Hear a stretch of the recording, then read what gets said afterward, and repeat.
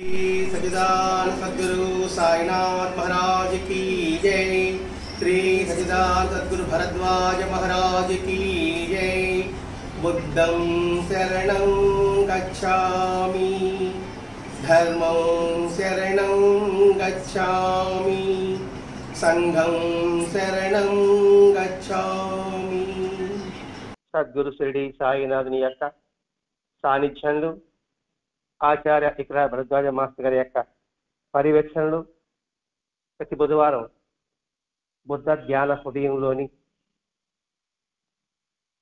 విశేషాలని మాస్టర్ గారు వివరించిన దానికి మన పరిణితి మేరకు మనం అందరం దాన్ని పంచుకుంటున్నాం. ఈ బుద్ధ ధ్యాన హృదయంలోని ఆంతర్యం ప్రతి క్షణము నెమరు వేసుకుంటూ ఉండవలసింది, అంటే మననం చేసుకుంటూ ఉండవలసింది.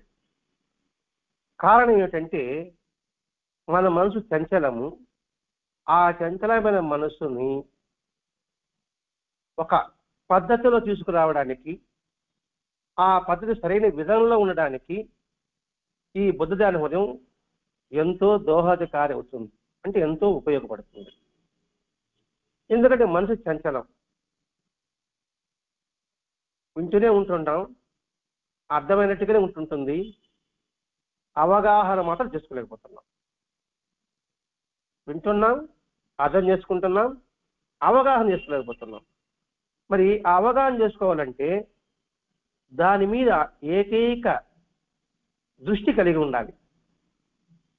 ఆ దృష్టి ఏ వైపు ఉండాలి? మనం ఎందుకు వచ్చాం, మన జీవిత లక్ష్యం ఏమిటి, ఆ లక్ష్యాన్ని ఎలా సాధించాలి అనే విషయం మీద దృష్టి పెట్టాలి. అదే గత వారం ఏమనుకున్నాం, జ్ఞానము 4 విధాలు అనుకున్నాం. ఇక్కడ జ్ఞానము అంటే ఏమిటి మనం ఆలోచించాలి. ఇక్కడ మన జ్ఞానం అంటున్నాము. ఇక్కడ జ్ఞానం అనేదానికి మనం ఏం నిర్మించుకోవాలి అంటే ఇంగ్లీష్లో నాలెడ్జ్ అంటాం. అంటే తెలియడము, అర్థం చేసుకోవడము, అనుభవం ద్వారా నేర్చుకోవడము. ఈ జ్ఞానంలో 3 ఉంటాయి: తెలియడము, అర్థం చేసుకోవడము, అనుభవం ద్వారా నేర్చుకోవడం. ఆ అనుభవం నేర్చుకోవాలంటే నైపుణ్యం కావాలి. ఇదే నాలెడ్జ్ అంటే జ్ఞానము అనేదానికి మనం నిర్వచనంగా చెప్పుకోవచ్చు. గత వారం 4 విధాలు చెప్పుకున్నాం. 2 జ్ఞాన ప్రక్రియలు చెప్పుకున్నాం. ఒకటి శుద్ధ అవగాహన, దానినే బుద్ధుడు ఏం చెప్పారు, సార్థక సంప్రాజ్ఞం అన్నాడు. రెండవది సోపాయ సంప్రాజ్ఞము, అంటే ఉపాయంతో ఎలా నువ్వు ఆ లక్ష్యాన్ని ఛేదించాలి. ఈరోజు 3వది గోచర సంప్రాజ్ఞము. అంటే ఆ బుద్ధం సిద్ధాంతంలో పదాలు ఇలాగే ఉంటుంది. గోచర సంప్రాజ్ఞము అన్నాడు. గోచరము అంటే కనిపించున్నది, కనిపించేది, లేదా దర్శింప చేసుకునేది, దర్శింపబడేది, అది జ్ఞానం. సంప్రాజ్ఞము, సంప్రజ్ఞానము, సంప్రజ్ఞానము అన్నాడు. జ్ఞానము, ప్రజ్ఞానము. జ్ఞానము తెలియడము, అర్థం చేసుకోవడము, అనుభవం ద్వారా నేర్చుకోవడము, దాని నైపుణ్యం సంపాదించడం ఒకటైతే, ఇక్కడ అంటే తెలివిగా, అలర్ట్గా అనేది మనం భావించుకోవాలి. ఇక్కడ ఈ జ్ఞానం అనేది ఒక వ్యక్తి యొక్క ఎదుగుదలకు తోడ్పడుతుంది. ఉత్తమమైన నిర్ణయాలు తీసుకోవడానికి దోహదపడుతుంది. సమస్యలను పరిష్కరించడానికి చాలా అవసరం. అంతేకాకుండా ఈ జ్ఞానం సమాజ అభివృద్ధికి కూడా దోహదం చేస్తుంది. ఇది గోచర సంప్రాజ్ఞంలోని భావం. మరి ఈ గోచర సంప్రాజ్ఞంలోని మనం ఏ విధంగా స్థిరపరచుకోవాలి? నిత్యం జీవితంలో మనసు లక్ష్యానుగుణంగా ధ్యేయ విషయాన్ని ఎప్పుడు అంటిపెట్టుకుని ఉండడమే గోచర సంప్రాజ్ఞమని పెద్దలు వ్యాఖ్యానించారు. ఇది మూడవది. నిత్య జీవితంలో మనసుని లక్ష్యానికి అనుగుణంగా పని లక్ష్యం దృష్టిపైన ఉండాలి. ఆ దానికి అనుగుణంగా ధ్యేయ విషయాన్ని ఎప్పుడు అంటిపెట్టుకోవాలి. ధ్యేయము అంటే ఏమిటి? నిరంతరము ఎరుక. ధ్యేయం అంటే ఒక ఉద్దేశం, ధ్యేయం అంటే దానికి ప్రణాళిక, దానికి ఒక నిబద్ధత. ధ్యేయం అంటే ఏదో గుర్తుపెట్టుకోవాలనుకుంటున్నాం. ఆ ధ్యేయంలో 3 విధానాలు ఉంటాయి. ఒకటి ఉద్దేశం, ఎందుకోసం. రెండవది దానికి ప్లానింగ్. మూడవది నిబద్ధత. ఈ 3 దాన్ని ఎప్పుడు అంటిపెట్టుకుని ఉంటే అది గోచర ప్రజ్ఞానము అన్నాడు. ఒక్క వాక్యం చెప్పండి, నిరంతరము ఎరుక కలిగి ఉండు. నువ్వు ఇప్పుడు ఏ పని చేస్తున్నావో ఆ పని మీద ఎరుక కనుండు. ఆయన పట్ల ఆ పని ఉద్దేశం ఏమిటి, దానికి ప్రణాళిక ఏమిటి, దాని నిబద్ధతతో కూడిన జీవితం కలిసి ఉండాలి. ఇట్లా మనం ప్రతి ఒక్కటి అనేక కోణాలను చూసుకోవాలి. ఇక్కడ ధ్యేయం అంటే ఏముంది? ధ్యేయం అంటే ఏంది? ధ్యేయం అంటే ధ్యేయం అంతే. ఆ ధ్యేయంలో దీని అర్థం ఎంత ఉంటుంది అనే విషయాన్ని మన ఇక్కడ మాస్టర్ గారు వివరిస్తున్నాడు. ఇక్కడ అంటే ఉద్దేశం చెప్పుకున్నాడు, ఒక ప్రణాళిక చెప్పాడు, అది నిబద్ధతతో కూడి ఉండాలి. నిబద్ధత అంటే ఏమనుకుంటాం? ధర్మం ప్రకారంగా అనుకుంటాం, అంటే నిజాయితీ పరంగా అనుకున్నాం. అలా కలిగి ఉండి అంటిపెట్టుకోవడాన్ని ఇక్కడ గోచరము అంటే దర్శించే ప్రజ్ఞానము. మళ్ళీ ఇందులో 2 అంశాలు ఉన్నాయట. మాస్టర్ గారు ఏంటంటే మన జీవితంలో జరిగే ప్రతి క్షణంలో జరిగే ఒక క్రియ, కర్మ, కర్త అన్నిటి పట్ల జాగరూకతతో మెలగమంటున్నాడండి ఇక్కడ. అంటే ఎందుకు జాగరూకతో మెలక ఉండాలంటే అజ్ఞానం నుంచి బయటపడడానికి, అసత్యం నుంచి సత్యంలోకి ప్రవేశించడానికి. అసతోమ సద్గమయ, సమతోమ జ్యోతిర్గమయ, ఈ 2 పదాలు మనం వాడేస్తుంటాం. ఆ 2 పదాలని మన మనసులో స్థిరంగా నిలబడమే మాస్టర్ గారి యొక్క ఉద్దేశం. ఈ బుద్ధ ధ్యానముడు ఎందుకు బుద్ధుడు తీసుకొచ్చాడు? బాబా ఉన్నాడు కదా, గురు దత్తాత్రేయుడు ఉన్నాడు కదా, మరి ఎందుకు ఈ గ్రంథాన్ని రచించాడంటే దాన్ని మనం ఆలోచించాలి. నిరంతరం మన జీవితం నిబద్ధతతో కూడి ఉండాలి, ప్రణాళికతో కూడి ఉండాలి, ఉద్దేశం ఉన్నతమైనదిగా ఉండగలగాలి. మన నిత్య జీవితంలో ఒకే వస్తువును ధ్యానించేటప్పుడు మనం చేసే పనులతో కూడా దాన్ని సమన్వయించుకోవాలి, సమన్వయం చేసుకోవాలి. ఒకే వస్తువుని ధ్యానించేటప్పుడు అన్నాడు. ఇక్కడ ఒకే వస్తువు అంటే మనం ఏ పని చేసినా, ఏ పనిలో ప్రతి పనిలో కూడా మన నిత్య జీవితంలో మన నిత్య జీవితం ఉంది కదా, దానిని ఆ పనిని ధ్యానపరంగా చేసుకోవాలి. మనం ఉదయ పని చెప్పినట్టుగా నే చేయు కార్యములన్నీ నీ సేవలేగుగాక, అంటే సింపుల్గా అర్థం చేసుకోవడానికి. అయితే నిత్య జీవితంలో ధ్యానం అంటే ఎరుకతో కలిగి ఉండడము, ఎరుకతో ప్రయాణం చేయడము. అది వంట కావచ్చు, తోట పని కావచ్చు, ఉద్యోగం కావచ్చు, వ్యాపారం కావచ్చు, వ్యవసాయం ఏదైనా కావచ్చు కాక, దాని మీద నిరంతరము బుద్ధితో ప్రయాణించాయి. అలా చేసేటప్పుడు మనం ఈ పని ఎందుకోసం చేస్తున్నాం, ఎవరి కోసం చేస్తున్నాం? అందరి కోసం చేస్తున్నాం. ఆ అందరిలో భగవతత్వం ఉంది, భగవంతుడు ఉన్నాడు అని సమన్వయం చేసుకుంటారా? అప్పుడు మనం చేసే ప్రతి పని కూడా భగవంతుడి కోసం చేస్తున్నాం అనే భావన మనసు స్థిరపడినప్పుడు ఇక్కడ నేను నా దగ్గరికి పోతుంది. నేను నాది ఎప్పుడు ఎగిరిపోతుందో అహంకారం పటాపంచలైపోతుంది. అహంకార స్థానంలో వినయం వస్తుంది, విధేయత కలుగుతుంది. ఆ విధేయత కలిగించడానికి మాస్టర్ గారి ప్రయత్నం ఇది.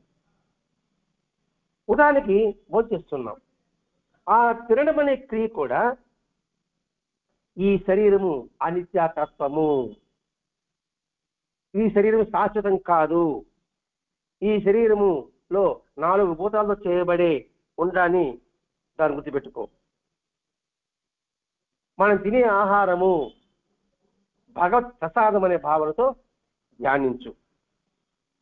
అలా మన ధ్యానము, మన నిత్య జీవితము సమన్వయం అవుతుంది. సమన్వయం అయినప్పుడు అది ఉభయ తారకం అవుతుంది. ఇక్కడ ఉభయ తారకము, తారకము అంటే ఏమిటి? తరింపు చేసినది. ఉభయతారకము. ఇటు పారమార్థికంగా ఇటు లౌకికంగా కూడా నువ్వు తరించడానికి అవకాశం ఉంటుంది. ఎప్పుడు? గోచర సంప్రాజ్ఞంలో కలిగి ఉన్నప్పుడు. ఇక్కడ సంప్రాజ్ఞం ఎలా పబ్బిలుకుంటున్నాం అంటే నిరంతరము తెలియడము, అర్థం చేసుకోవడము, అనుభవాల ద్వారా నేర్చుకోవడము, దానిలో నైపుణ్యం కలిగి ఉండడం. అలా ఎప్పుడైతే కలిగి ఉంటావో మనం తరింపబడతాం. అందుకని ఉభయతారకంగా అవుతుంది. ఒక్కొక్కప్పుడు మనం చేయవలసిన పని ధ్యానంతో సమన్వయంగా ఉండవచ్చు, సమన్వయపడినదిగా ఉండవచ్చు. మనం చేయవలసిన పని అన్నాడు, అది ఏ పని కావచ్చు కాక ధ్యానంతో అంటే ఎరుకతో సమన్వయపడి ఉండవచ్చు. అటువంటిప్పుడు ఆ పని ఆరంభించే ముందు బుద్ధిపూర్వకంగా పక్కన పని అవ్వగానే తిరిగి ధ్యేయాన్ని మనసులో వహించాలి. అంటే లౌకికంగా ఉంటున్నాం, మీరు వచ్చారు, నేను మాట్లాడుతున్నాను, మాట్లాడడం అయిపోయిన తర్వాత మళ్ళా అలర్ట్లా ఆ వచ్చిన వాడు భగవంతుడు, భగవతత్వము, అతను అడిగిన సమానం చెప్పి అయిపోయింది. మళ్ళా నిరంతరం దృష్టి పెట్టు. అంటే దేని మీద దృష్టి పెట్టాలి? లక్ష్యం మీద దృష్టి పెట్టు. అంటే నిరంతరం ఇరుకులో కలిగి ఉండు. తిరిగి ధ్యేయాన్ని మనసులో వహించాలి. ఇక్కడ ధ్యేయము అంటే మళ్ళా అంటే వివరించుకుంటా. ధ్యేయము అంటే ధ్యేయం అంటే గురి, ఇదే మనకు ఆలోచన. ధ్యేయం అంటే లక్ష్యం. ఇంగ్లీష్లో ఏమంటారు? గోల్ అంటారు. అంటే ఈ లక్ష్యము, ఈ ధ్యేయము, గోల్ ఒకే అర్థాలు, పదాలు వేరు. మరి ఆ లక్ష్యం చేరాలన్నా, ఆ ధ్యేయాన్ని చేరుకోవాలన్నా, గోల్ సాధించాలన్నా ఒక ప్రణాళిక కావాలి. ఆ ప్రణాళిక తయారు చేసుకొని అనుకున్న గమ్యానికి చేరుకోవడానికి అవసరమైన ఒక క్రమ పద్ధతి ప్రకారంగా, అంటే డిసిప్లిన్, క్రమశిక్షణతో కూడిన క్రమబద్ధం. అంటే ఎట్లా చేయాలి, ఏ విధంగా చేయాలి? ఒక్కొక్క మెట్టుకు పోవాలా?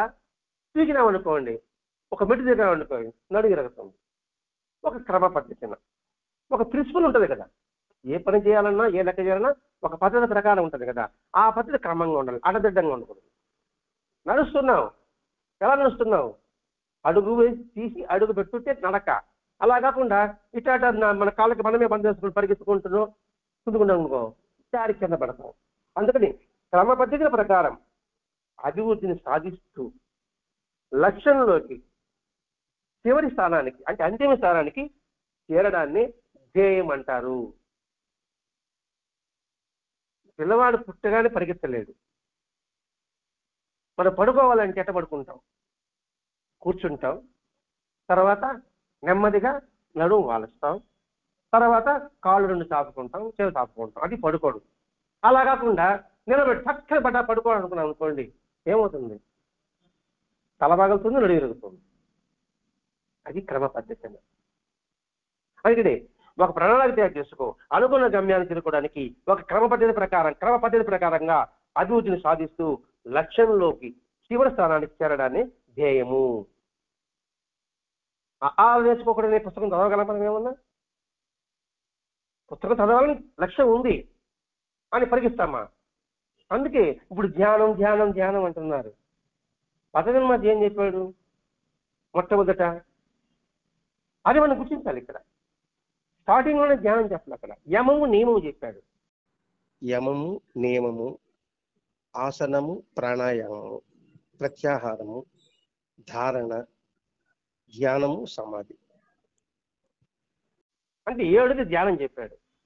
మొట్టమొదటి యమము సాధించకుండానే నువ్వు ధ్యానానికి ఎలా వెళ్ళగలుగుతావు? ఇక్కడ యమము నియమం ఏంటేమిటి? యమము ఏది చేయాలో అది చెయ్యి.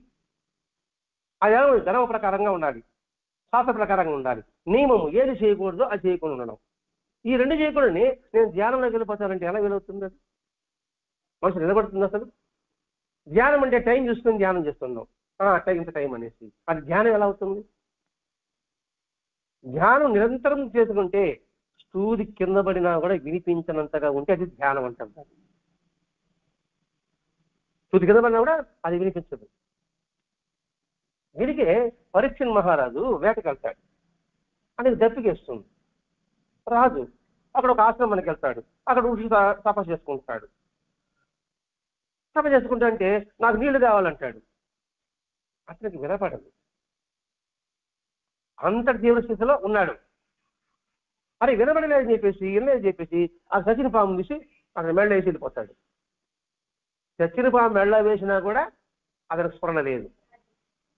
ఆ తర్వాత వాళ్ళ కొడుకు ఎవరు వచ్చిన తర్వాత చూసి ఎవరు ఇది నేసిందని చెప్పేసి ఆ రాజుని పాము రూపంలో సంబంధించాలని అనుకుంటాడు పరీక్షణ్ మహారాజు. అంటే ఏంటి, అతడు నీళ్ళు అడిగినా అతనికి వినపడలేదు, పాము మెడలో వేసినా అతనికి స్వస్థలేదు.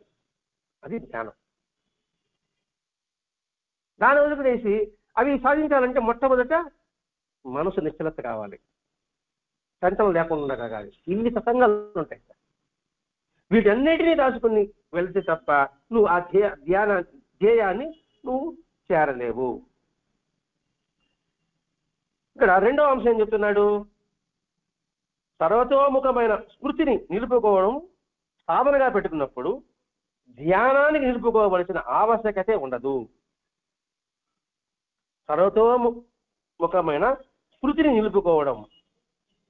ఇక్కడ స్మృతి అంటే గుర్తించుకోవడము. పదే పదే మనం గుర్తు చేసుకోవచ్చు. మొదటి పేజీ నుంచి ఇప్పుడు 16వ పేజీకి వచ్చాం. ఇక్కడ స్మృతి అంటే ఏమిటి, నిరంతరము గుర్తించుకోవడం, స్మరించుకోవడం. సర్వతోముఖం. ఆ స్మృతిని ఎప్పుడైతే నిలుపుకుంటావో, సాధనగా ఎప్పుడు పెట్టుకుంటావో, జ్ఞానం ప్రత్యేకంగా నిలుపుకోవాల్సిన ఆవశ్యకత నీకు ఉండదు. ఎందుకంటే స్మరణే ధ్యానమైంది, గుర్తుపెట్టుకోవడమే ధ్యానమైంది. ధ్యానం అంటే ధీ యా, బుద్ధితో ప్రయాణం సాగించడం. నువ్వు ఎప్పుడు ఆ స్మృతిలో ఉన్నావు అనుకోండి, స్మరణలో ఉన్నావు అనుకోండి, ఇంకా ప్రత్యేక ధ్యానం ఏమిటి, అదే ధ్యానం అయిపోయింది. ధ్యానం ప్రత్యేక ప్రయత్నం లేదు. అందుకే మనసుకు ఉదయ ప్రార్థన అదే ఉంది, నేను అనుభవించి అనుభవాలన్నీ ప్రసాదంలో గుర్తించును గాక అంటే ధ్యానం. అది మనం తినే ప్రతి ఒక్కటి కూడా ఆ ప్రసాదం భావించుకున్నప్పుడు అది ధ్యానం. నా మాటలని, నా చేష్టలని, నా తలంపులన్నీ నీ పరంగానే ఉండాలి, ధ్యానం. నే దశ రూపములన్నీ నీ రూపముగా గోచరించగాక, ధ్యానం.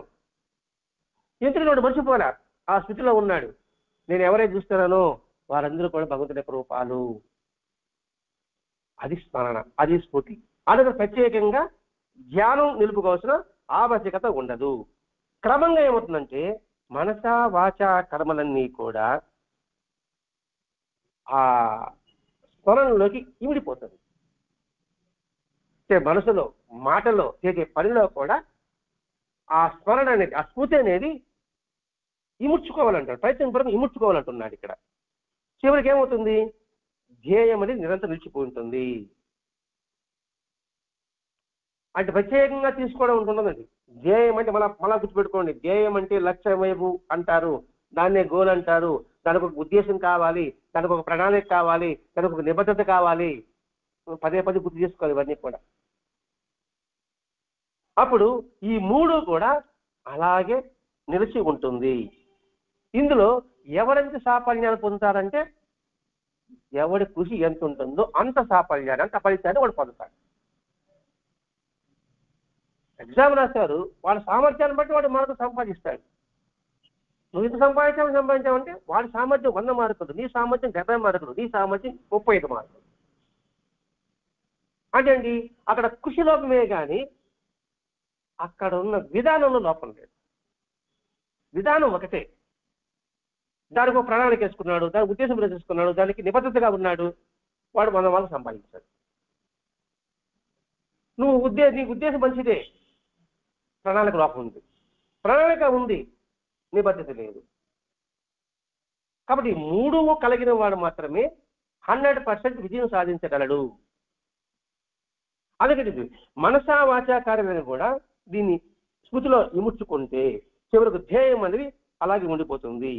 ఎవరైతే సాఫల్యాన్ని పొందుతారో అది వారి సమయస్ఫూర్తి మీద, వారి అలవాటు మీద, వారి అభ్యాస బలం మీద ఆధారపడుతుంది. అప్పుడేమవుతుంది, జీవితం మొత్తం సాధన మారిపోతుంది. జీవితం సాధన ఒక భాగం కాదు, సాధనే జీవితం అని నిరంతరం సాగిపోతుంది. ఆ సాధనే మనకు సంపూర్ణ జీవితం కావాలి. జీవితంలో ఒక సాధన ఒక భాగం కాదు, సాధనే జీవితం అయిపోవాలి.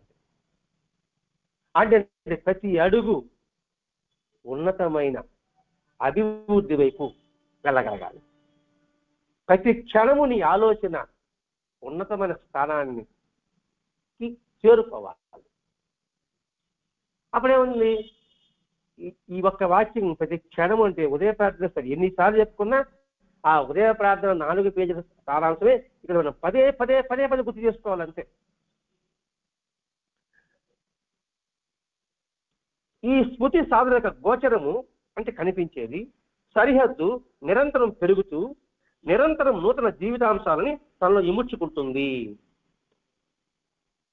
అంటే ఈ ప్రయత్నం చేసేకుంది సరిహద్దు పెరుగుతూ ఉంటుంది అన్నమాట. అంటే నేర్చుకునే కొద్ది ఇంకా నేర్చుకోవాలని తపన పెరుగుతుంది. నేర్చుకోవాల్సిన అంశాలు మనకి అక్కడ గోచరమవుతుంది. అంటే మనకి పూర్తిగా అన్నీ తెలుసనే భావన శుద్ధ తప్పు. తెలుసుకోవాల్సింది జీవితాంతం ఉంది. నువ్వు ఎప్పుడైతే స్మృతి పదంలో ఉంటావో కొంత తెలుసుకున్నావు అక్కడి నుంచి పొందుకోవాలి. ఏమో చెప్పాలంటే మొట్టమొదట ఫోన్, ఆ ఫోన్ ఏంది, ఆ గదిలో గెలకు వైరు పెట్టుకుని ఇటు పూరితే ఆ గదిలో వినబడతామని. ఆ తర్వాత ఏమైంది, ల్యాండ్ ఫోన్ తర్వాత వైర్లెస్, అంటే వైర్ లేకుండా ఫోన్ వచ్చింది. వైర్లెస్ ఫోన్ అది పోయిన తర్వాత మామూలుగా బటన్ ఫోన్ వచ్చింది. ఆ బటన్ ఫోన్ నుంచి ఏమైంది, ఇప్పుడు స్మార్ట్ ఫోన్కి వచ్చింది. ఇది చెప్పడం ఉద్దేశం అంటే ఆ సరిహద్దు నిరంతరం పెరుగుతూనే ఉంటుంది. ఈ స్మార్ట్ ఫోన్ ట్యాబులు గీబులు ఏదో వస్తూనే ఉన్నాయి, ఇప్పుడు ఆగలేదు కదా. టీవీ కూడా చూడండి, portable TV, black and white TV, colour TV, ఇప్పుడే వచ్చింది ఎల్ఈడి టీవీలు వచ్చినాయి. జ్ఞానం అటువంటిది, అది దగ్గరకు వచ్చినట్టే ఉంటుంది, మళ్ళీ వెనక్కి జరిగిపోతుంది, మళ్ళీ పట్టుకోవడం మళ్ళీ ప్రయత్నం చేసుకోవాలి. దీనికి ఇంకా ప్రయోజనం ఉంది. ఇంకా దీనికి ఎలా కొత్త వాళ్ళు తయారు చేసుకోవాలి ఆ విషయం చెప్తున్నానండి. ఈ సాధన చేసేవాడు ఎల్లప్పుడూ కూడా ఈ పరిస్థితుల్లో స్మృతి సాధనను ఎట్లా కొనసాగించుకోవచ్చు అని ప్రశ్నించుకుంటూ ఉండాలి. చాలా ముఖ్యమైన పాయింట్ అండి. సాధన చేయదలుచుకున్నవాడు ఈ పరిస్థితుల్లో, అంటే ఇప్పుడు ఏ పరిస్థితి ఉంది ఆ పరిస్థితిలో స్మృతి సాధనని, ఇక్కడ స్మృతి సాధన అంటే మళ్ళీ వెనకపోవాలి, గుర్తించుకోవడము, స్మరించుకోవడము, దేని వైపు, లక్ష్యం వైపు, ధ్యేయం వైపు, దానికి ప్రణాళిక కావాలి, నిబద్ధత కావాలి, ఉద్దేశం ఉండదు. చూడండి, ఇవన్నీ మళ్ళీ ముందుకి వెనక్కి వస్తూనే ఉన్నారు సార్ ఇక్కడ. అందుకని సాధన చేసేటప్పుడు ఎవడైతే ఈ పరిస్థితిలో స్మృతి సాధన ఎట్లా కొనసాగించుకోవచ్చు, ఇప్పుడు ఒక పరిస్థితి వచ్చింది, ఏదో ఒక విపత్తి వస్తూ గుడికి వెళ్ళలేకపోయినావు, మరి ఏం చేయాలి? మానసికంగా గుడిలో ఉన్నట్టుగా ధ్యానం చేసుకోవచ్చు. ఉన్న చోటనే నువ్వు భగవంతుని దర్శించవచ్చు అని ఆలోచించాడు. అయ్యో గుడికి వెళ్ళలేకపోయినామే, శివుడికి వెళ్ళలేకపోయినామే, సత్సంగానికి వెళ్ళలేకపోయినామే అని బాధపడుతూ కూర్చోకూడదు. మరి దానికి నివారణ ఏంటి? ఇప్పుడు ఈ క్షణం దీన్ని ఎలా మలుచుకోవాలి మనం, అది నేర్చుకోవచ్చు. జీవితంలో మనం నేర్చుకోవాల్సిందంటే ఉన్న పరిస్థితిని ఎలా మనం సద్వినియోగం చేసుకోవాలి అనేది మనం గుర్తించాలండి. అమెరికాలో ఒక అతను, పేర్లు మనం వేరే పేర్లు ఉంటుంది, ఆ పేర్లకు సమయానికి గుర్తుండదు. అతడు జీవిత గాథ చూసుకుంటే ఎట్లా ఉంటుందంటే విఫలమైన జీవితాన్ని ఎలా సఫలం చేసుకోవాలని మనకు అర్థమవుతుందండి. అతడు బాగా చదువుకున్నాడు, మంచి ఉద్యోగం, తర్వాత టీవీ సీరియల్స్ బ్రహ్మాండంగా దాంట్లో చేసుకుంటూ మామూలుగా లాగా ఒక టీవీ సంస్థ పెట్టాలనుకున్నాం, బాగా ఆనందంగా ఉన్నది, వివాహం అయింది, ఒక పాప, ఆనందంగా గడిచిపోతాం జీవితం అంతా కూడా. ఉన్నటువంటి పోలీసులు వచ్చేసి అతను అరెస్ట్ చేశారు. ఎందుకు అరెస్ట్ చేశారంటే నువ్వు డ్రగ్స్ సప్లై చేయడానికి నాయకుడు, కొక్కీన్ అది అంటారు కదా, దాన్ని అమ్ముతున్నావు అని అరెస్ట్ చేశారు. అసలు కొక్కిరంటే ఏదో తెలియదు, అతనికి డ్రగ్స్ అంటే ఏదో తెలియదు అతనికి. అలా చేశాడు, అరెస్ట్ చేశారు, అరెస్ట్ చేసి జైల్లో వేశారు. యావజ్జీవ కారాగార శిక్ష ప్లస్ మళ్ళీ 72 ఏళ్ళు మళ్ళీ జైలు శిక్ష. అతను దాన్ని చూసి నిరుత్సాహపడలే, బాధపడలే, భయపడలేదు. అక్కడ కూర్చొని లా చదివాడు, లా చదివి ఉత్తీర్ణయ్యాడు. సాటి నేరస్తులకి ఇతను వాదించాడు, నిర్దోషులు విడుదల చేశాడు. అంటే ఈ మధ్య జరిగింది చేస్తారు, అది కూడా 1989లో జరిగింది. 1991 వరకు ఆర్గ్యుమెంట్ జరిగింది. ఆ తర్వాత 90 శిక్ష వేశారు. ఆ తర్వాత 2000 చివరకు ఇతడే అసలు వాదించుకుంటూ తర్వాత విడుదలయ్యి తన కేసును తనే వాదించుకుంటూ సఫలుడయ్యాడు. ఆ యొక్క జీవితం టీవీ సీరియల్ వచ్చింది సార్. దీన్ని బట్టి అర్థం ఏంటి? ఉన్న పరిస్థితుల్లోనే తుదిసారంతో ఎట్లా కొనసాగించవచ్చో అని ప్రశ్నించుకున్నాడు. దానికి సమాధానానికి తన దగ్గర నుంచి తీసుకున్నాడు, దానికోసం కృషి చేశాడు. సఫలమైనాడా లేదా? ఇది సార్ మనం గుర్తించవలసింది. అంతేగాని డీలా పడిపోవడము, కుంగిపోవడము, కృషించిపోవడము, మనస్తాప చెందడము కాదు. నిరంతరము పోరాటం, జీవితమే ఒక పోరాటం. ఏదో ఒక కవి కూడా పాట రాస్తాడు, దాంట్లో మనం నెగ్గాలి, ప్రయత్నం చేయాలి. అందుకే సాధకుడు అనేవాడు ఎల్లప్పుడూ ఈ పరిస్థితిలో అంటే లివ్ ఇన్ ప్రజెంట్ లో దీనిని ఎట్లా మనం కొనసాగించాలి అనే విషయాన్ని చెప్తుంది ఒకటి. మూడోది, ఇప్పుడు నాలుగవది ఏంటంటే అసమ్మోహ సంప్రాజ్ఞానము. అసమ్మోహ, మోహము, అసమ్మోహము. మోహంతో కూడిన జ్ఞానం కాదు, మోహం లేకుండా జ్ఞానం. జ్ఞానం ఉంది సైబర్ నేరస్తులు, మోహం దేని మీద? డబ్బు మీద. సైబర్ నేరం ఎలా అవుతారండి? ఫోన్లో ఎంత డబ్బులు కొట్టేస్తున్నారు, ఇప్పుడు వాళ్ళకి ఎంత బాధను ఆలోచిస్తున్నారా? అది మోహం. కానీ అసమ్మోహ సంప్రాజ్ఞము అంటే ఇది నాలుగోది. వాస్తవాన్ని పరిశుద్ధంగా అవగాహన చేసుకున్నప్పుడు భ్రమలన్నింటికీ మూలమైన నేను ఒక వ్యక్తిని, జీవిని అనే వస్తువుల యథార్థమైన భ్రాంతి తిరుగుతుంది. ఎప్పుడైతే అసమ్మోహం అనే ఈ తప్పు అని ఎప్పుడైతే ఉంటాడో అందరిలో ఒకటి నేను వేరు కాదు, నేను అనే వ్యక్తి అనే భ్రాంతి తిరిగిపోతుంది. అంటే నేనే జీవించాలి, నేనే బాగుండాలి. ఏది? మోహం ఉంటే. అసమ్మోహం ఉంటే నేను కాదు, అందరూ బాగుండాలి, అందులో నేను ఉండాలి. ఈ భ్రాంతి ఏమవుతుందంటే రాగద్వేషాలు కారణమై, ఏది? మోహంతో ఉంటే దుఃఖభూషితమైన సంసార చక్రానికి జీవులను బంధించి తిప్పుతూ ఉంటుంది. రాగము ద్వేషం కొడతారు. భ్రాంతి అని ఎందుకున్నాడు? మనం ఇదే వాస్తవం అనుకుంటున్నాం. ఆ భ్రాంతిలో ఈ రాగము ద్వేషాలకి కారణమై ఈ సంసార చక్ర జీవుల్లో మనం బంధించి అది తిప్పుతూ ఉంటుంది.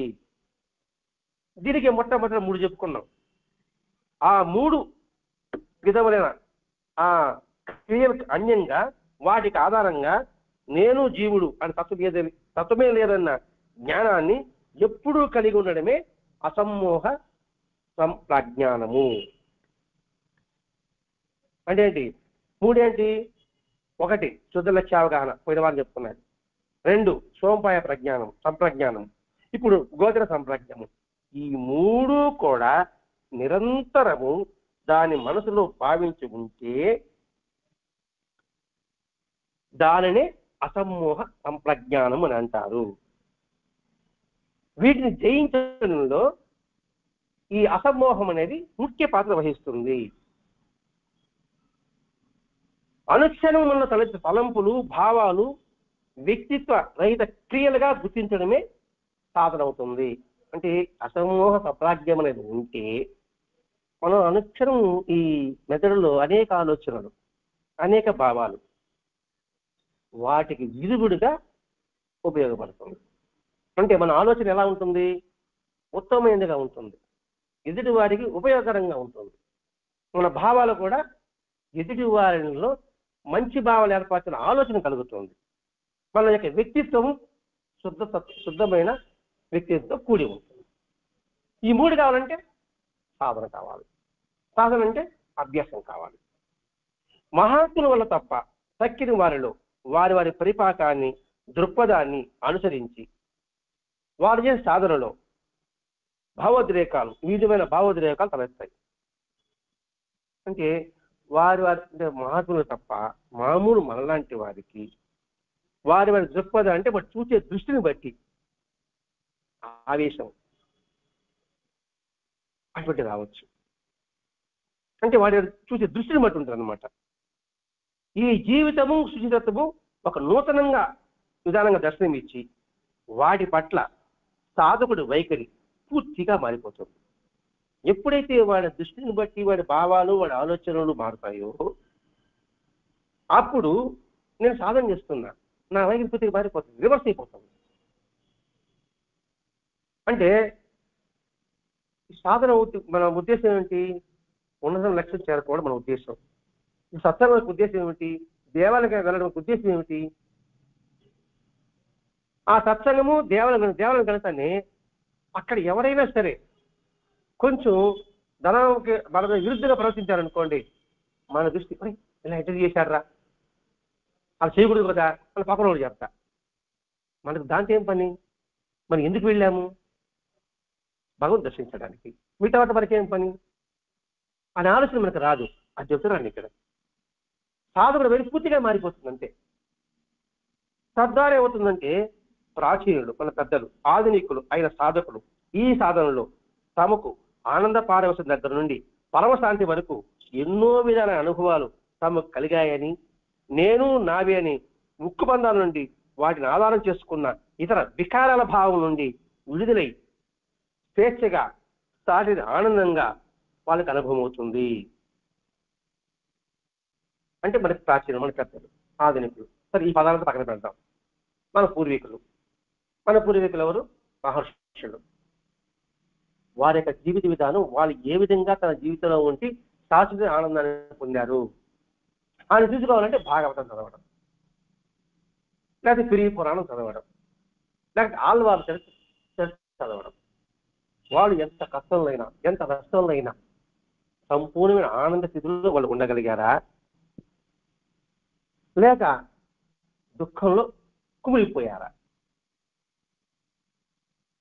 భాగవతులు ఉండేవాళ్ళందరూ మహాత్ములు కాదు, సాధకులే.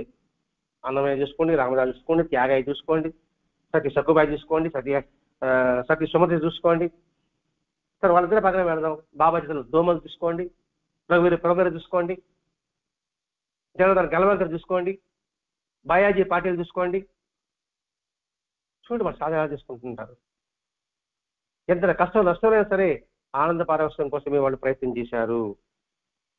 స్వేచ్ఛగా ఆనందంగానే ఉన్నారు. రామదాస్ జైల్లో వేసి ఎంత రుచిరా అన్నాడే కానీ ఆ ఉప్పు రెట్టిని ఏది భగవంతుడా ఇలా వచ్చాయని అనలేదు. వాళ్ళకి రుచి స్పృహ లేదు. నామం దీనికన్నా గొప్పదనే భావన వచ్చిందనమాట. అందుకని వారికి అటువంటి అనుభవం అవుతుంది. దీనికి ఏం చేయాలి? మొదటి 3 విధాలైన మళ్ళీ ఆయనకు వస్తున్నాడు. ఏది? శుద్ధ లక్ష్యావగాహన, సోంపాయ సంప్రాజ్ఞము, గోచర సంప్రాజ్ఞానము. వాటిని మన సాధనలో ఇముడ్చుకుంటూ రావాలి. దానికి ఏం కావాలి? కేవల శ్రద్ధ. మళ్ళా ఫస్ట్కి పోయినాడు. మాస్టర్ గారు ముందుకి వెనక్కి కూర్చుతున్నాడండి, ఇటు అటు లాగుతున్నాడు, స్టడీ చేస్తున్నాడు. నిద్ర మొత్తంలో ఉన్నాం కదా, మొత్తంలో ఏం చేస్తామా? ఈ చెంప కొడతాం, లేకపోతే కదిలిస్తాం. నిద్ర లేకపోతే ఇంకా లేదనుకో నీళ్ళు చల్లుతాం. వాడు మెలుచుకుంటాడు. మన పరిస్థితి అదే. ఈ చెంప వాయిస్తున్నాడు, అధ్యాయం మొత్తం వదలలే, కుదిలిస్తున్నాడు, అధ్యాయం వదలలే. ఈ బుద్ధదాని ఉదయం నీళ్ళు చల్లడం లాంటిది. యుద్ధాన్ని మేలుకుంటాడు అనమాట వాడు. అది చెప్తున్నాడండి ఇక్కడ. అది కేవల శ్రద్ధ. స్వచ్ఛము. మన శ్రద్ధ అంటే ఏంటి? మన కేవల శ్రద్ధ ఏంటి అంటే స్వచ్ఛము, ఏకాగ్రమైన ఎరుకతో అనుక్షరము మనలోనూ మన బయట అనుక్షరం జరుగుతుండే దానిని గుర్తిస్తూ ఉండడమే కేవల శ్రద్ధ. మన మొట్టమొదటి పని మన దృష్టికి పెట్టాడండి. దానితో ప్రశాంతమైన స్థితి మనకి ఏర్పడుతుంది. అప్పుడు వాడి నిత్య జీవితానికి సంబంధించిన క్రియాకలాపంతో వాడు తలపడతాడు. ప్రతి పని తనను ఇతర క్రియ ప్రతిక్రియల వలయంలోకి లాగే తత్వం కలివి. అంటే ప్రపంచంలో లాగేదని తెలుసుకుంటాడు. ఏది కేవల సత్యం ఉంటే, మరి ఈ ప్రపంచం మనం చేస్తా ఉంది, ఈ లోకి జాగ్రత్తగా ఉండాలి. మరి ఎలా జాగ్రత్తగా ఉండాలి అంటే వదిలి పారిపోవాలన్నా? పారిపోమని చెప్పలే. ఈ జరిగే సంఘటన అంతటి వెనుక ఒకటి సూత్రధార ఒకడు ఉన్నాడు, జగన్నాథ్ సూత్రుడు ఒకడు ఉన్నాడు. ఆయనే సృష్టి స్థితి కష్ట అని గుర్తుపెట్టుకో. మన నిమిత్తి మాత్రము అనే భావాన్ని ఏర్పరచుకో. ఆ విషయాన్ని ఇక్కడ గుర్తింది. అంటే గుర్తొస్తుంది, ఇది మనం మోసపోతున్నాం. ఒకడు వచ్చి నేను తిట్టాడు, వెంటనే ప్రతిస్పందన కాదు, నా కర్మ వాడి ద్వారా నన్ను తిట్టుంది, తిట్టాడు. ఇది కేవలం అర్థమైంది అనుకుంటున్నాను. ఇది సిద్ధార్థ చరిత్ర చేస్తే స్పష్టంగా అర్థమవుతుంది.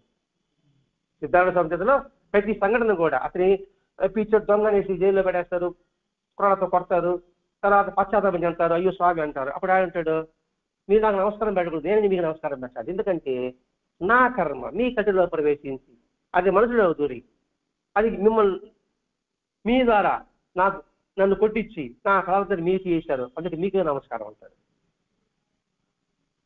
అదే అతనుకునేటువంటి వాడు అలర్జీగా ఉన్నటువంటి లెక్క. ఆయన తెలుసుకుంటాడు అనమాట, వాడు కొట్టడము తిట్టడము వాడు తప్పు కాదు, అది మన కర్మ ప్రభావం. అంటే అండి వాడు తప్పు అనుకోవడం ప్రపంచంలో లాగబడతాడు, అది వాడి తప్పు కాదనుకోవడం ఈ ప్రపంచం నుంచి వీడిపడతాడు.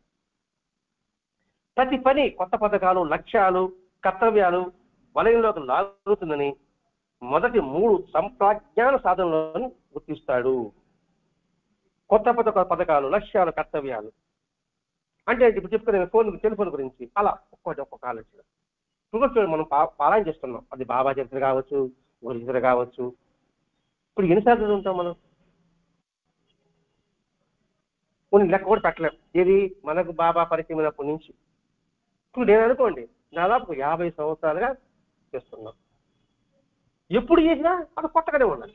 ఇందులో ఇది ఉంది అంటే ఎందుకు చదవలేదా? చదివాం కానీ మనసు పెట్టలేదు.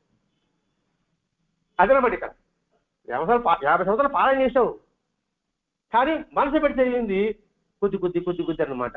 అందుకని ఈ రోజు కొత్తగా అనిపిస్తుంది. కొత్త పథకాలు, కొత్త కర్తవ్యం. ఇప్పుడు మనం ఏం చేయాలి? ఇంతకుముందు పొరపాటు చేసినాం,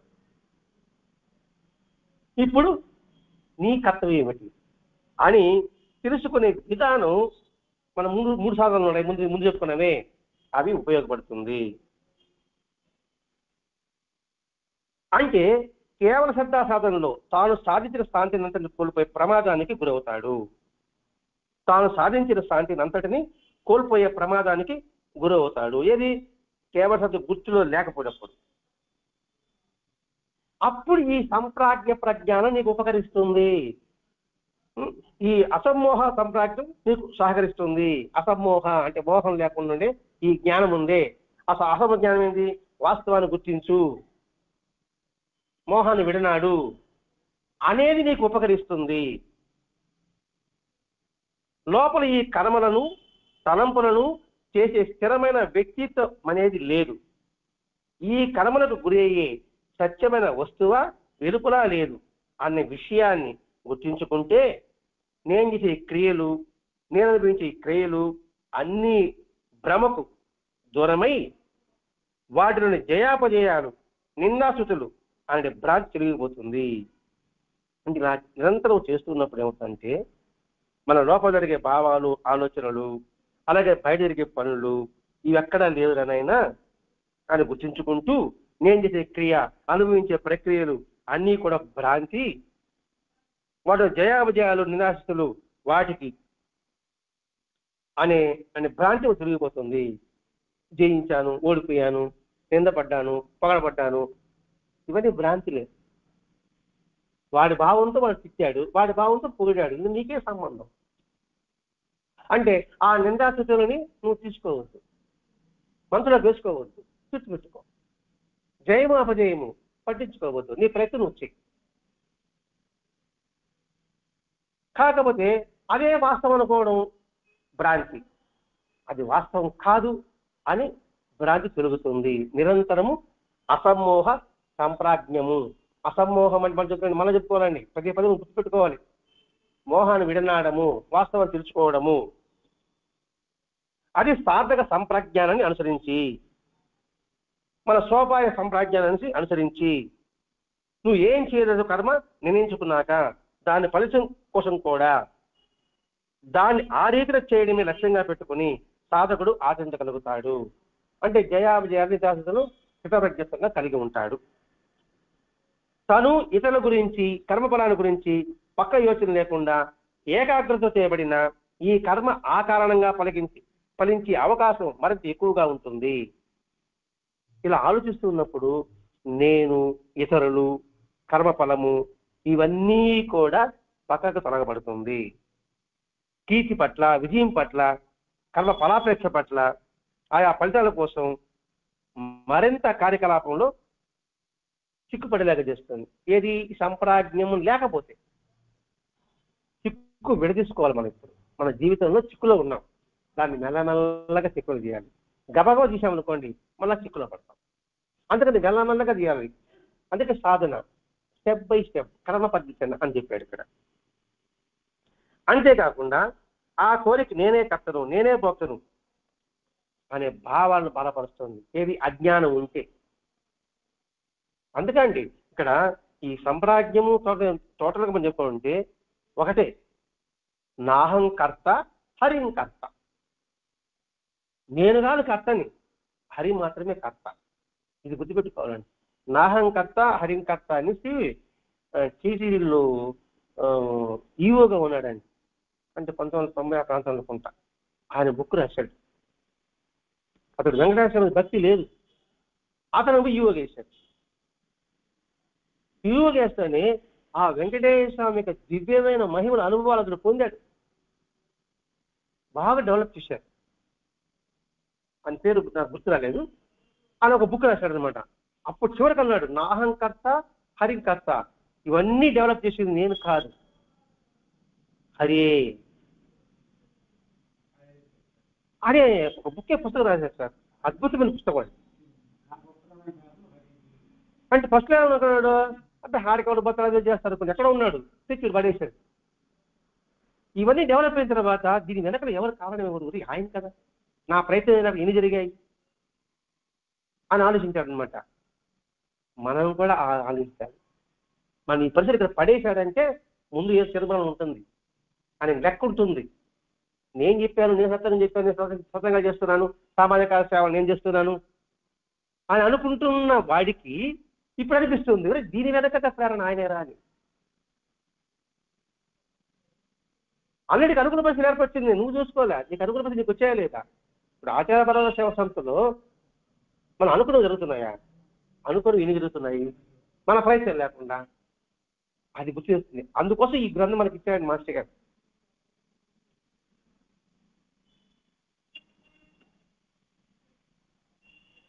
ఇలా 4 విధాలైన ఈ సంపత్తి వీటన్నిటికీ కూడా మూలమైన మోహాన్ని నశింపజేస్తుంది. ఇది జ్ఞానానికి 4 విధాలు చెప్తున్నానే అని అంటే ఇక్కడ సర్వబంధాల్లో నిండి ఈ ప్రపంచంలో ఉండగానే ఈ బంధాల నుండి విముక్తి వస్తుంది. ఇందులోనే ఉంటాం, కానీ దేనికి అంటాం? దేనికి అంటాం అంటే ఎట్లా ఉంటాము? ఉదయ ప్రార్థనలాగా ఉంటాం. మాస్టర్ ఇచ్చారే, నేను అనుభవించి అనుభవం నీ ప్రసాదం గుర్తించును గాక అయిపోయినాం. దేనికి అంటాం మనం? అనుభవించే ఏమిటి? సుఖమే కాదు, దుఃఖం కూడా ఆయన ప్రసాదమే, నష్టం కూడా ఆయన ప్రసాదమే, కష్టము ఆయన ప్రసాదమే, ఆనందం ఆయన ప్రసాదమే. అందుకే మీరాబాయి ఒక శ్లోకం చెప్తాను, ప్రార్థిస్తుందని, ఓ కృష్ణ, నువ్వు నవ్వాలనుకుంటే నవ్వుతా, నువ్వు నేను ఏడవాలనుకున్నప్పుడు నేను ఏడుస్తా, నువ్వు నన్ను పట్టించుకోకపోయినా పర్వాలా, నువ్వు నాతో మాట్లాడడం పర్వాలా, నేను మాత్రం నీ ఆత్మసకురాలని అంటాను. నేను అంటే నువ్వు ఎన్నది, నువ్వు కొట్టు తిట్టు, నువ్వు చీరను చేయాలనుకుంటే అంతకు రాబాక ఏం చేయను చేసుకోగాక, నేను మాత్రం నీ దగ్గరే ఉంటాను, నా మనసంతా కూడా నీ దగ్గరే ఉంటాను. అది నిజమైన భక్తి. అదండి ఇక్కడ. ఆ మోహం నశింపజేసి అసమ్మోహంలోకి మనం ప్రవేశింపజేస్తుంది. అంటే మన బంధాలు విముక్తి చేస్తుంది. కర్మలో అకర్మనిస్తుంది. కర్మ అకర్మ. కర్మ అంటే పని, పని చేస్తూ ఉంటాం, కానీ పని చేస్తున్న భావన ఉండదు. పని చేస్తున్న భావన లేక ఉన్నాడు అకర్మ. ఇప్పుడు కృష్ణ భగవానుడు నాకు ఏ పని చేయాల్సిన అవసరం లేదు, కానీ అన్నీ చేస్తున్నాను, దేనికి అంటున్నట్టుగా ఉంటాడు. అలాగే మన స్థితి ఏంటి? పని చేస్తున్నాం, ఈ పని నేను నా చేత చేయబడుతుంది, నేను నిమిత్తి మాత్రం. అంటే సేవకుడు అలా యజమాని దగ్గర సేవకుడు ఎలా ఉంటాడు అలా పని చేస్తాడు, దాని ఫలితం గురించి ఏం ఆలోచించాడు. అది కర్మలో అకర్మని ఇస్తుంది. అది ఇస్తుంది అసమూహ సంప్రజ్ఞ. అంటే ఇది కర్మలో ఉన్న అజ్ఞాన బంధం నుంచి మనకి స్వేచ్ఛ ఇస్తుంది. ఆ కర్మ స్వేచ్ఛ ఇస్తుంది.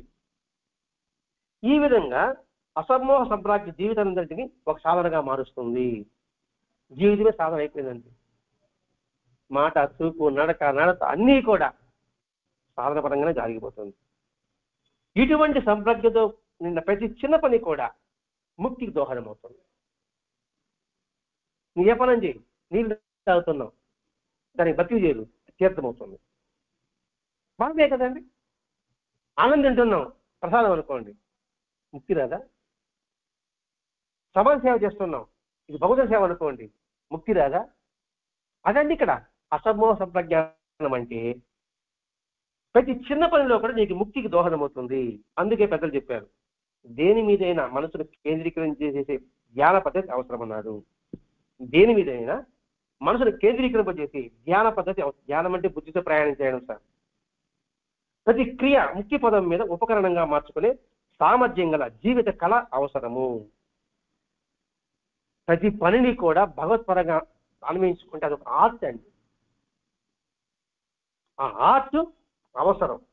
ఇటువంటి ధ్యాన పద్ధతి జీవన కళ సృష్టి సాధనలో ఉంది. దాన్ని సమైక్య స్మృతి అన్నారు. ఈ సాధనలో నిస్వార్థం ఉంటుంది, లోకహితము ఉంటుంది. ఇది ఎంతటికి సామర్థ్యాన్ని మనం కలిగించేస్తుంది. స్వార్థం ఉండదు, లోకహితం, జనహితం కోసం వాడు పనిచేస్తూ ఉంటాడు, నిస్వార్థంగా ఉంటుంది. అది ఇప్పుడు ఈ 4 మార్గాలు మనలో నైపుణ్యాన్ని పెంపొందిస్తుంది. చివరిగా ఈ అధ్యాయంలో మనం చెప్పుకునే వివరణ ఏంటంటే, ధ్యేయం మనసు పెట్టు, దానికి ఉద్దేశం పెట్టుకో, దానికి ప్రణాళిక తయారు చేసుకో, నిబద్ధత కలిగి ఉండు. నీ దృష్టి ఎప్పుడూ సత్యం వైపే ఉండాలి, ధర్మం వైపే ఉండాలి. నువ్వు ఏ పని చేసినా ఈ 2 ఉండాలి చూసుకుంటూరా. చూసుకున్నప్పుడు స్వార్థం పటాపంచలైపోతుంది, ఆ స్థలం నిస్వార్థం వస్తుంది. ఎప్పుడైతే నీకు నిస్వార్థం వచ్చిందో అంకిత భావం ఉంటుంది. అంకితం వల్ల క్రమశిక్షణ ఉంటుంది, పట్టుదల ఉంటుంది, ధైర్యం ఉంటుంది. తద్వారా సమాజానికి హితోచితంగా నువ్వు ఉపయోగపడగలవు. దాని ఒక్కడిలో పరోపకారం ఇదం శరీరం. అంటే ఈ 4 పద్ధతుల ద్వారా పోయిన వారం పోయినసారి 2, ఈసారి 2, ఈ 4 కూడా పరోపకారం ఇదం శరీరం అనే ఎరుకలో మన జీవితాన్ని సాగింపు చేసుకుంటూ, జీవితంలో సాధన ఒక భాగం కాదు, జీవితం అంతా సాధన. నువ్వు చేసే పనిలో కూడా భగవత్పర అన్వించుకుంటున్నావు. చెప్పుకున్నావు, నీళ్లు తాగుతున్నావు, గంగా తీర్థం, ముక్తి వచ్చింది. నువ్వు సేవ చేస్తున్నావు, భగవంతుడి సేవ, ముక్తి వచ్చింది. నేను మాట్లాడుతున్నాను, నేను భగవంతుడు మాట్లాడుతున్నా, ముక్తి వచ్చింది. ఎంత సులభమైన విధానాన్ని భరద్వాజ మాస్టర్ గారు మనకి ఈ గ్రంథం ద్వారా అందించిన ఆ మహానుభావునికి కృతజ్ఞత తెలియజేసుకుంటూ, ఇప్పుడు మనం వివరించుకున్న భావం మన మదిలో పదిలంగా నిలుపుకోవడానికి ప్రయత్నం చేసుకుంటూ, ఎట్టి పరిస్థితులైనా సరే ఇప్పుడు ఏ విధంగా సాధన పరంగా మనం మలుచుకోవాలి అనే దృష్టి మీద కేంద్రీకరించుకుంటూ మన జీవితం మాస్టర్ గారి యొక్క అభిష్టాన్ని ప్రకారంగా ప్రయాణం సాగించుకుందాం. సత్తి सच्चिदानंद सद्गुरु साईनाथ महाराज की जय। श्री सच्चिदानंद सद्गुरु भरद्वाज महाराज की जय। बुद्धं शरणं गच्छामि धर्मं शरणं गच्छामि संघं शरणं गच्छामि